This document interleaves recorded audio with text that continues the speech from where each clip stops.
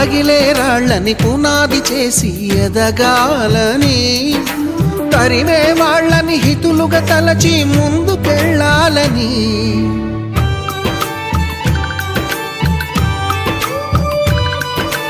కన్నుల నీటిని కలల సాగుకై వాడుకోవాలని, కాల్చే నిప్పుని ప్రమిదగా మలచి కాంతి పంచాలని, గుండెతో ధైర్యం చెప్పెను, చూపుతో మార్గం చెప్పెను, అడుగుతో గమ్యం చెప్పెను. నేనున్నానని నీకేం కాదని, నిన్నటి రాతని మార్చేస్తానని.